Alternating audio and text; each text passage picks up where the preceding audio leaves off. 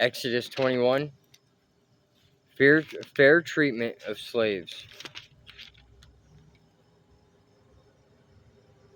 In cases of personal injury. So the laws of Moses.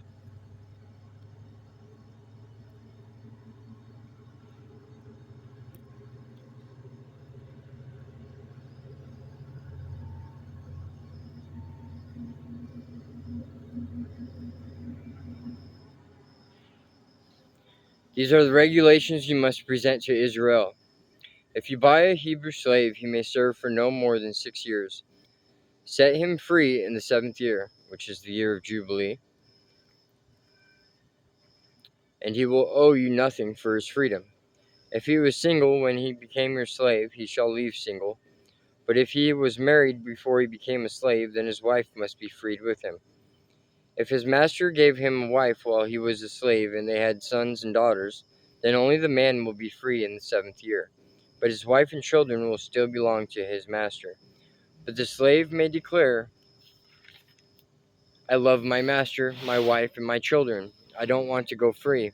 If he does this, his master must present him before God. Then his master must take him to the door or doorpost and publicly pierce his ear with an awl. After that, the slave will serve his master for life. When a man sells his daughter as a slave, she will not be freed at the end of the 6 years as the men are. If she does not satisfy her owner, he must allow her to be bought back again. But he is not allowed to sell her to foreigners, since he is the one who broke the contract with her. But if the slave's owner arranges for her to marry his son, he may no longer treat her as a slave, but as a daughter. If a man who has married a slave wife takes another wife for himself, he must not neglect the rights of the first wife to food, clothing, and sexual intimacy. If he fails in any of these 3 obligations, she may leave as a free woman without making any payment. Cases of personal injury.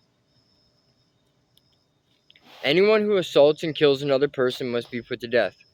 But if it was simply an accident permitted by God, I will appoint a place of refuge where the slayer can run for safety. However, if someone deliberately kills another person, then the slayer must be dragged away, even from my altar, and be put to death. Anyone who strikes father and mother must be put to death. Kidnappers must be put to death, whether they are caught in possession of their victims or have already sold them as slaves. Anyone who dishonors father or mother must be put to death. Now suppose 2 men quarrel and one hits the other with a stone or fist, and the injured person does not die but is confined to bed.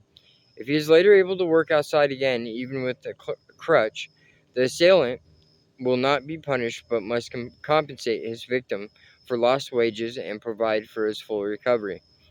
If a man beats his male and female slave with a club and the slave dies as a result, the owner must be punished. But if the slave recovers within a day or 2, then the owner shall not be punished, since the slave is his property. Now suppose 2 men are fighting, and in the process they accidentally strike a pregnant woman, so she gives birth prematurely.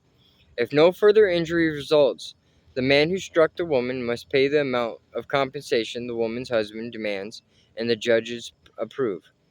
But if there is further injury, the punishment must match the injury, a life for a life, an eye for an eye, and a tooth for a tooth, a hand for a hand, a foot for a foot, a burn for a burn, a wound for a wound, a bruise for a bruise. If a man hits his male or female slave in the eye and the eye is blinded, he must let the slave go free to compensate for the eye. And if a man knocks out the tooth of his male or female slave, he must let the slave go free to compensate for the tooth. If an ox gores a man or woman to death, the ox must be stoned, and its flesh may not be eaten. In such a case, however, the owner will not be held reliable. But suppose the ox had a reputation for goring, and the owner had been informed but failed to keep it under control. If the ox then kills someone, it must be stoned, and the owner must also be put to death. However, the dead person's relatives may accept payment to compensate for the loss of life.